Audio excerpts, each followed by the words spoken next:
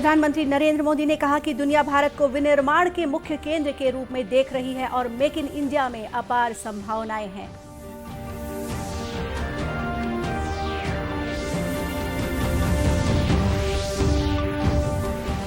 प्रधानमंत्री ने यूक्रेन में फंसे भारतीय छात्रों को ऑपरेशन गंगा के तहत स्वदेश लाने के प्रयासों की समीक्षा की। अब तक छत्तीसगढ़ के 39 विद्यार्थियों की सुरक्षित वापसी।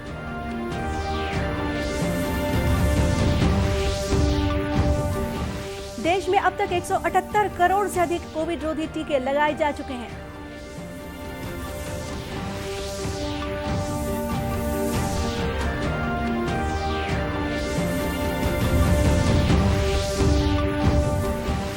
और छत्तीसगढ़ माध्यमिक शिक्षा मंडल की 10वीं बोर्ड की परीक्षा आज से शुरू।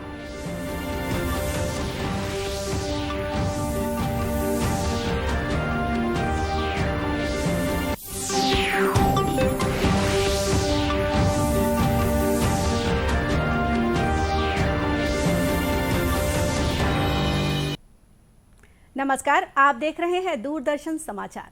मैं हूं गोपा सान्याल। अब समाचार विस्तार से।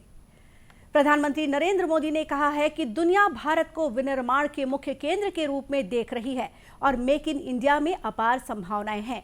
विश्व के संदर्भ में मेक इन इंडिया विषय पर आयोजित एक वेबिनार को संबोधित करते हुए श्री मोदी ने कहा कि मेक इन इंडिया देश की जरूरत के साथ साथ दुनिया को अपना सामर्थ्य दिखाने का भी मौका देता है।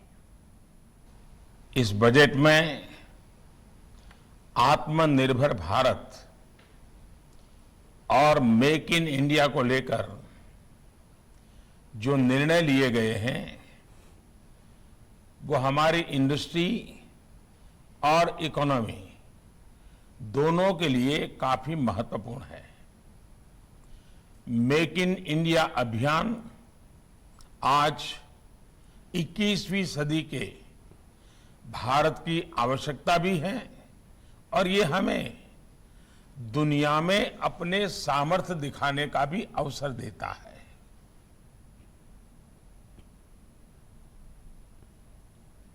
प्रधानमंत्री ने सभी हितधारकों के साथ देश में विनिर्माण का मजबूत आधार बनाने के लिए मिलकर काम करने पर भी जोर दिया। उन्होंने कहा कि देश के सकल घरेलू उत्पाद में लगभग 15% योगदान विनिर्माण क्षेत्र का है और इस वर्ष के बजट में आत्मनिर्भर भारत तथा मेक इन इंडिया के लिए किए गए फैसले उद्योग जगत के लिए बहुत महत्वपूर्ण हैं। भारत को मैन्युफैक्चरिंग पावर हाउस के रूप में देख रही है। हमारा मैन्युफैक्चरिंग सेक्टर हमारी जीडीपी का 15% है, लेकिन मेक इन इंडिया के सामने इन्फिनिट पॉसिबिलिटीज हैं। हमें भारत में एक रोबस्ट मैन्युफैक्चरिंग बेस बिल्ड करने के लिए पूरी ताकत से काम करना चाहिए, चाहे केंद्र सरकार हो, राज्य सरकार हो, स्थानीय स्वराज की संस्थाओं के नियम हो, प्राइवेट पार्टनरशिप हो, कॉर्पोरेट हाउस हो, हम सब देश के लिए मिलकर के कैसे काम करें। देश में आज जिसकी जरूरत है, जिसकी आवश्यकता बढ़ रही है, उसमें हमें मेक इन इंडिया को बढ़ावा देना है। प्रधानमंत्री ने आगे कहा कि केंद्र सरकार द्वारा कई प्रावधानों को हटाने के बाद देश की विनिर्माण यात्रा आसान हो गई है। उन्होंने कहा कि दुनिया ने देखा कि महामारी के दौरान आपूर्ति श्रृंखला तहस नहस हो गई थी और दुनिया की अर्थव्यवस्था को हिला दिया था। उन्होंने ये भी कहा कि मेक इन इंडिया अब पहले से अधिक महत्वपूर्ण हो गया है। श्री मोदी ने कहा कि दुनिया में प्रतिस्पर्धा के दौर में भारत के उत्पादों में कोई कमी नहीं होनी चाहिए और यह पर्यावरण अनुकूल होनी चाहिए। प्रधानमंत्री नरेंद्र मोदी यूक्रेन संकट शुरू होने के बाद से लगातार बैठकों में स्थिति की समीक्षा कर रहे हैं। प्रधानमंत्री ने कल शाम यूक्रेन संकट पर एक बैठक की अध्यक्षता की और यूक्रेन में फंसे भारतीय छात्रों को ऑपरेशन गंगा के तहत स्वदेश लाने के प्रयासों की जानकारी ली।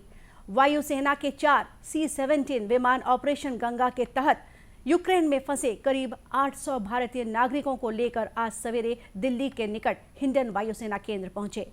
भारतीय वायुसेना का पहला विमान रोमानिया की राजधानी बुखारेस्ट से 200 भारतीयों के साथ आज तड़के हिंडन वायुसेना केंद्र पर उतरा।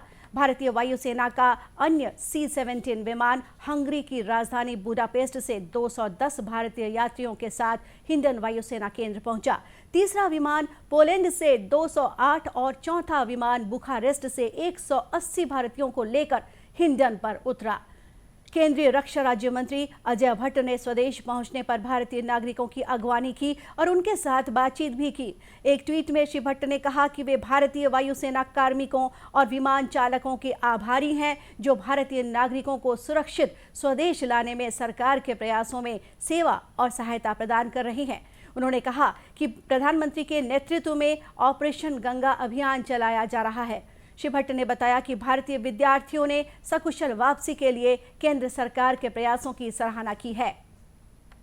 विदेश मंत्रालय ने कहा है कि यूक्रेन में किसी भारतीय विद्यार्थियों को बंधक बनाए जाने की कोई खबर उसे नहीं मिली है। इस बारे में मीडिया में प्रसारित खबरों का खंडन करते हुए विदेश मंत्रालय के प्रवक्ता अरिंदम बागची ने कहा कि यूक्रेन में भारतीय दूतावास वहां स्थित भारतीय नागरिकों के निरंतर संपर्क में है। उन्होंने कहा कि यूक्रेन के अधिकारियों के सहयोग से कल अनेक विद्यार्थियों को खार्किव से निकाला गया।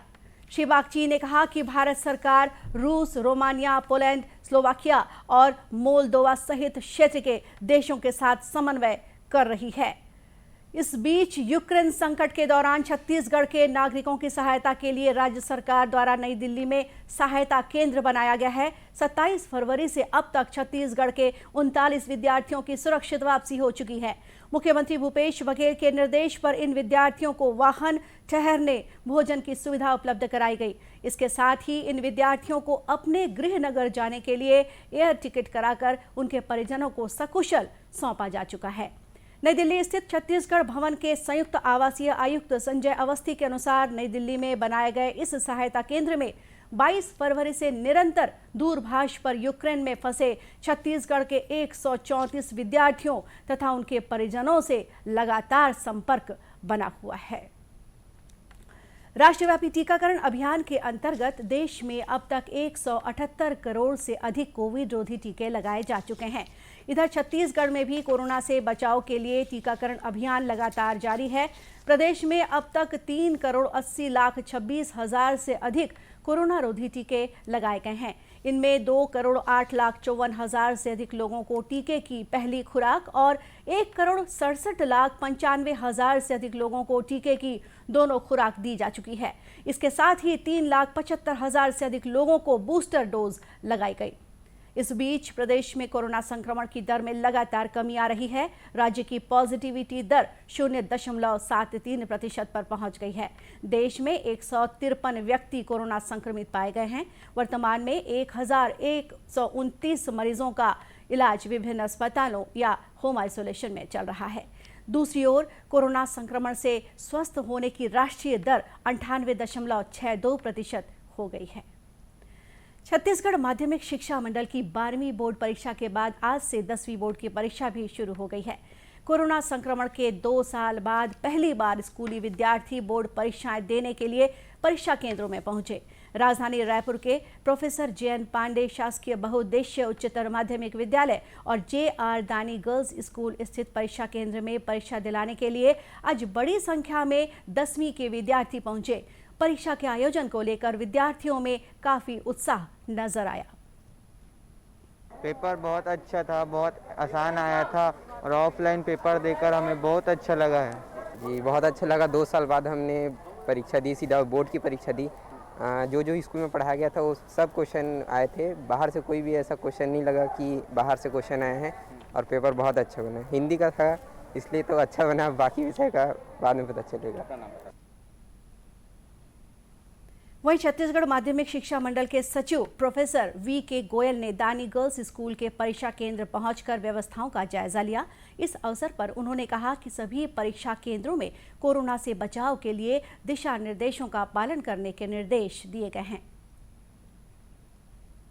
कोविड को ध्यान में रखते हुए सबसे पहले तो पाठ्यक्रम में 30% की कटौती की गई है और छात्र जो परीक्षा दे रहे हैं तो छात्रों से पूछा गया कि भाई कैसा क्वेश्चन पेपर आया, तो सभी छात्रों ने बताया सरल पेपर आया है। तो छात्र बड़े खुश परीक्षा देकर कि अच्छा पेपर आया है करके। JR दानी गर्ल्स स्कूल के प्राचार्य विजय खंडेलवाल ने बताया कि परीक्षा केंद्र में सभी विद्यार्थियों के तापमान की जांच की गई, साथ ही केंद्र को सैनिटाइज भी किया गया। हाँ, कोरोना गाइडलाइन को देख के हर बच्चे का पहले तो टेम्परेचर देखा गया, उसका सैनिटाइज किया गया, कमरों को भी, कक्षों को भी सैनिटाइज किया गया है, और दूसरी बात सोशल डिस्टेंसिंग का पालन करते हुए बिठाला गया है, और हर बच्चा मास्क लगा के आया हुआ है, और एक अलग से रूम भी बनाया गया है कि अगर कोई बच्चा परेशानी पीड़ित हो तो उसको अलग रूम में बिठाला जाए। और सभी बच्चों को वैक्सीनेशन हो चुका है, और लगभग आज 219 बच्चे थे, जिसमें से 206 बच्चे आए हैं और 13 बच्चे एब्सेंट हैं।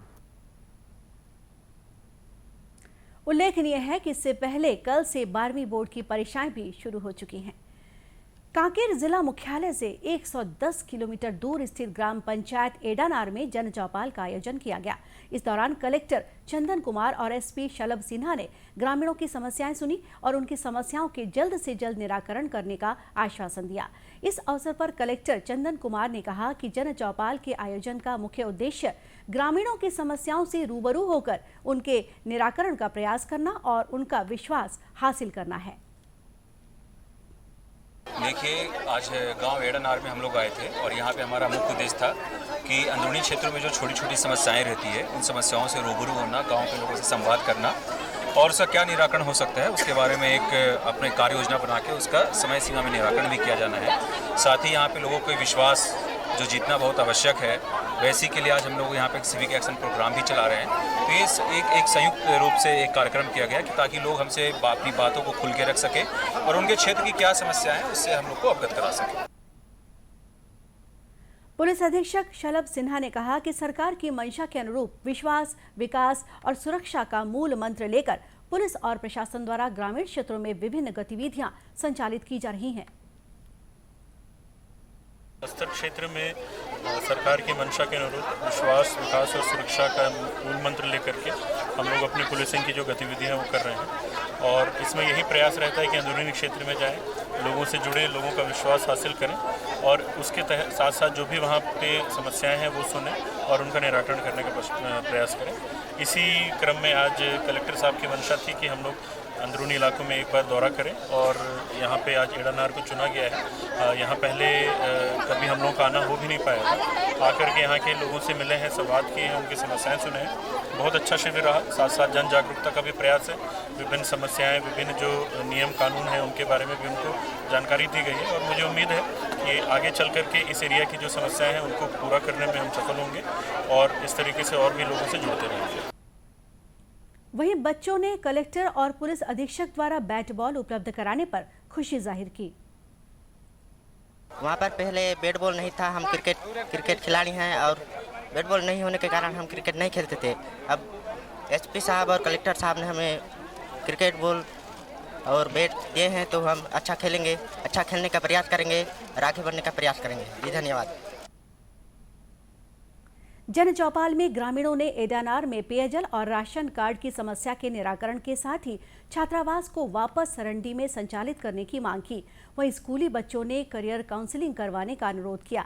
इस पर कलेक्टर ने स्कूली बच्चों से कहा कि 10वीं 12वीं बोर्ड परीक्षा के बाद करियर काउंसलिंग कार्यक्रम आयोजित किए जाएंगे ताकि बच्चों के भविष्य को बेहतर बनाया जा सके। दर्शकों, दूरदर्शन केंद्र रायपुर से प्रसारित होने वाले प्रादेशिक समाचार को आप YouTube पर भी देख सकते हैं।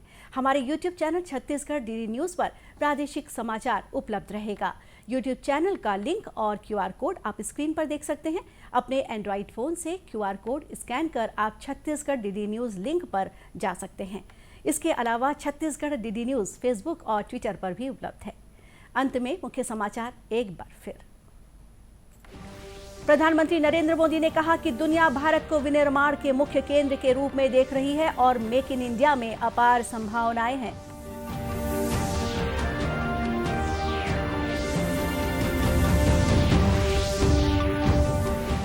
प्रधानमंत्री ने यूक्रेन में फंसे भारतीय छात्रों को ऑपरेशन गंगा के तहत स्वदेश लाने के प्रयासों की समीक्षा की। अब तक छत्तीसगढ़ के 39 विद्यार्थियों की सुरक्षित वापसी।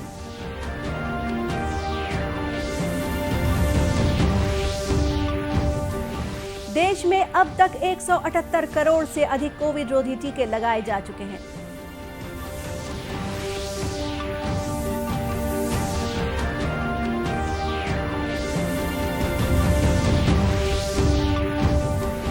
और छत्तीसगढ़ माध्यमिक शिक्षा मंडल की 10वीं बोर्ड की परीक्षा आज से शुरू।